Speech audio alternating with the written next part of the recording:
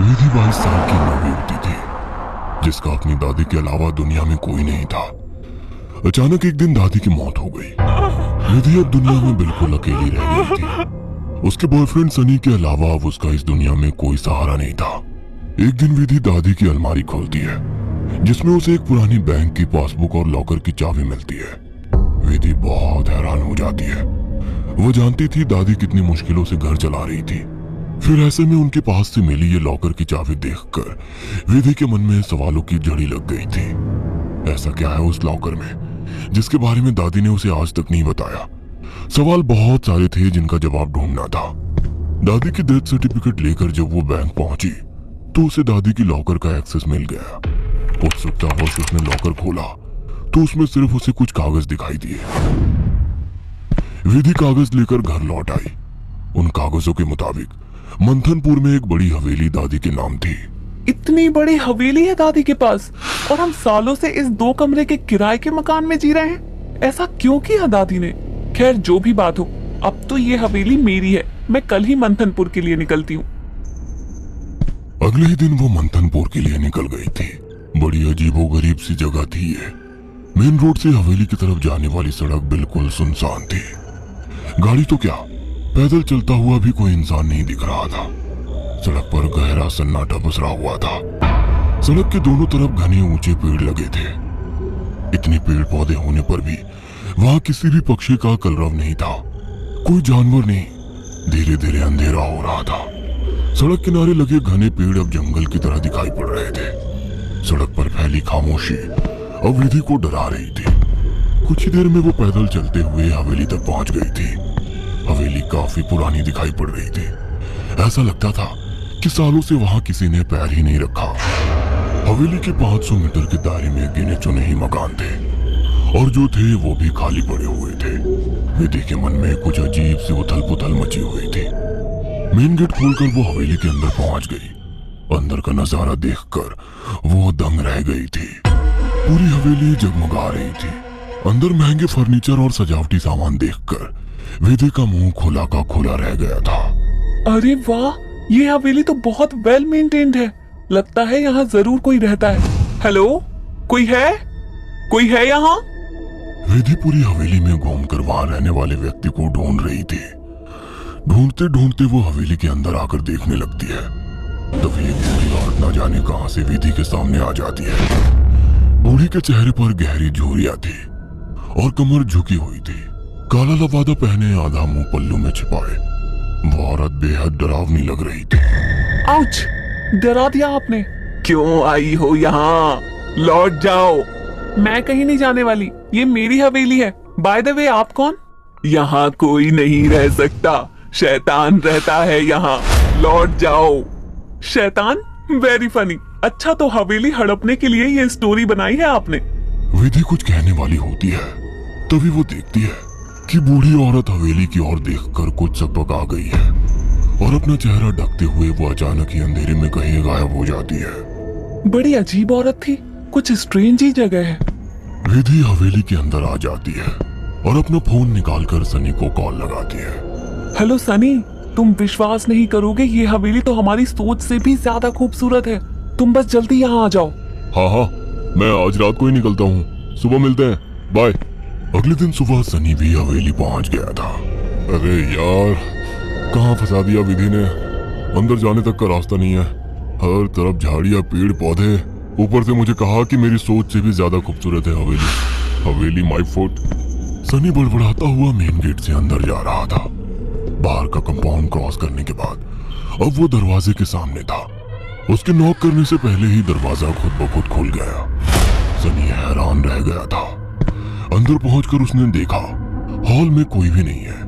विधि को पुकारते हुए वो अंदर बेडरूम की ओर बढ़ गया। बेडरूम के अंदर का नजारा देखकर सनी ने दांतों तले उंगलियां दबा ली। विधि अंदर बेड पर बैठी हुई थी।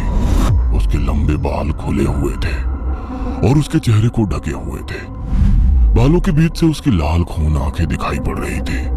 दोनों हाथ और पैरों की मदद से वो बेड पर ऐसे बैठी हुई थी मानो कोई जानवर हो। उसकी खूबसूरती गुलाबी त्वचा जगह जगह से कटी थी और सफेद पड़ गई थी।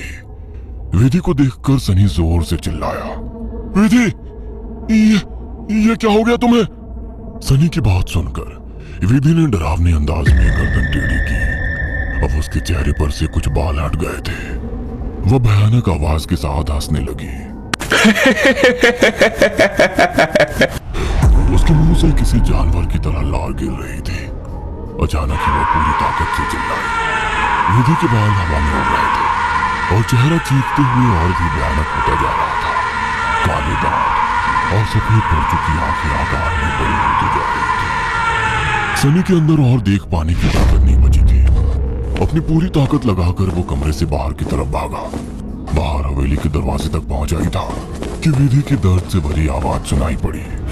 सनी, मुझे छोड़कर मत जाओ, मुझे बचा लो। सनी, ये मुझे नहीं छोड़ेगा। बहुत दर्द हो रहा है, बहुत दर्द हो रहा है। विधि जोर जोर से रो रही थी और सनी को रुकने के लिए बोल रही थी। विधि की ऐसी दर्द भरी आवाज सुनकर सनी तड़प उठा और दौड़कर उसके कमरे की तरफ वापस आ गया। ये सब क्या हो गया विधि? ये सब क्या हो गया? मैं क्या करूं, बोलो।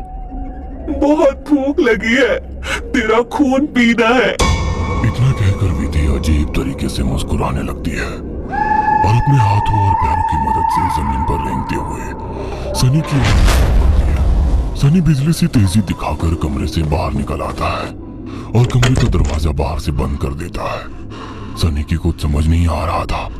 वो विधि की मदद करना चाहता था। उसे ऐसी हालत में छोड़ना उसे मौत के मुंह में धकेलने जैसा था। वो बाहर जाकर मदद मांगने का निर्णय लेता है और तुरंत बाहर निकल आता है। हवेली के अंदर दूर दूर तक केवल सन्नाटा छाया हुआ था। अंदर से रह रहकर विधि की दर्द भरी चीखें सुनाई दे रही थी। मदद की उम्मीद में सनी दौड़ते हुए आगे भागे जा रहा था। तभी उसकी नजर एक चर्च पर पड़ी। चर्च काफी जर्जर हालत में था। सनी इधर उधर देखता हुआ अंदर पहुंच गया। दोनों हाथ आपस में बांधकर वो फूट फूट कर रो रहा था। Please God help me, please. कहाँ जाऊं मैं? किससे मदद मांगू? प्लीज। कोई प्रॉब्लम है क्या? मुझे बता सकते हो? फादर की बात सुनकर सनी सारी बातें फादर को बता देता है। परेशान मत हो डियर, मैं तुम्हें हॉली वाटर दे रहा हूँ। जाकर अपनी गर्लफ्रेंड के ऊपर छिड़क देना। God bless. Sunny holy water लेकर हवेली लौट आया था। उसने विधि के रूम का दरवाजा खोला तो वो दीवारों पर चल रही थी। उसके मुंह से खून बह रहा था और वो जोर जोर से हंस रही थी। दरवाजा खुला देख उसने टेढ़ी सी नजर से सनी को देखा और दीवार से नीचे कूदकर उसकी ओर बढ़ने लगी। सही समय पर सनी ने हॉली के ऊपर छिड़क दिया।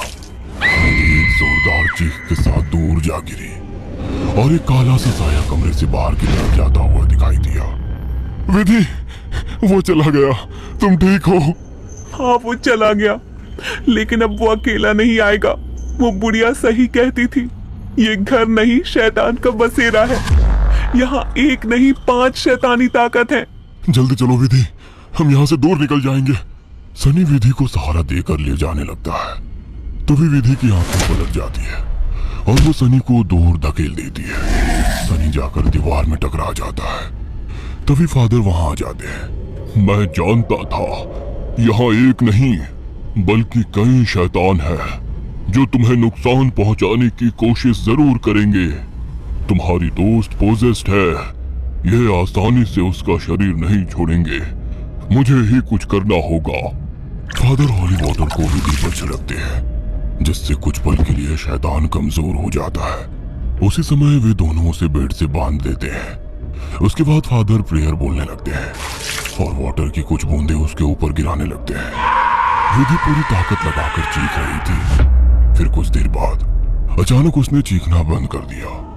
भयंकर सी आवाज में उसने कहा, ये मेरा शिकार है, तुझे क्या लगता है इसे बचा लेगा?